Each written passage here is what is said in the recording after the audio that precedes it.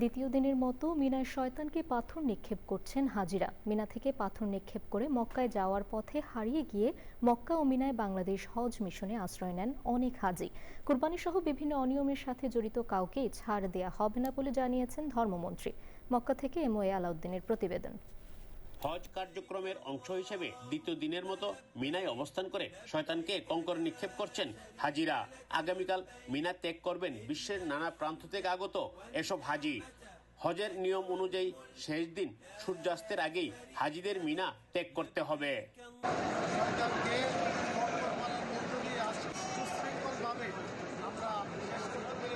সুশৃঙ্খল হজ ব্যবস্থাপনায় বাংলাদেশ সরকারের আন্তরিকতা, ধর্ম মন্ত্রণালয় ও বেসরকারি হজ এজেন্সিদের সংগঠন হাবের সমন্বয়ের মাধ্যমে সুষ্ঠু হজ ব্যবস্থাপনা সম্ভব হচ্ছে বলে মনে করছেন হাবের মহাসচিব।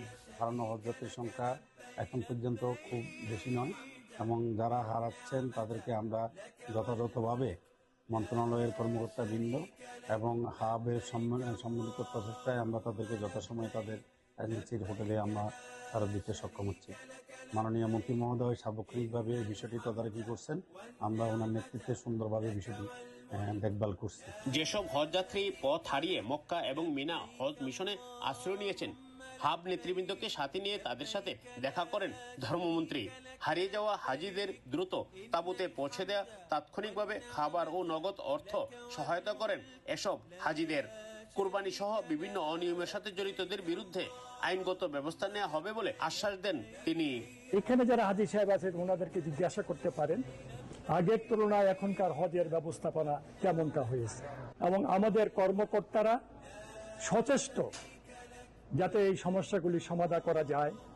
আর বিশেষ করে সবচেয়ে বড় জিনিস হলো আমাদের মাননীয় প্রধানমন্ত্রী যেভাবে নির্দেশ প্রদান করেছেন আমাদেরকে, আমাদের কর্মকর্তা কর্মচারীদেরকে, যে কাউকে ক্ষমা করা হবে না যদি হাজিদের কোনো অসুবিধা হয়। যারা অনলাইনে কোরবানি টাকা জমা না দিয়ে এই অবস্থার সৃষ্টি করেছে তাদের বিরুদ্ধে মামলা হবে, তাদের বিরুদ্ধে আইনগত ব্যবস্থা নেওয়া হবে, যা প্রয়োজন তাই করা হবে ইনশাআল্লাহ। কোনো দুর্ঘটনার খবর নেই। বিভিন্ন কারণে মৃতের সংখ্যাও গত বছরের চেয়ে অনেক কম।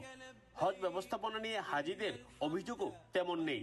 সবকিছু সম্ভব হয়েছে সরকারের কঠোর পদক্ষেপের কারণে, এমনটাই মনে করছেন সংশ্লিষ্টরা। পবিত্র কাবাগর থেকে এমওএ আলাউদ্দিন, চ্যানেল আই।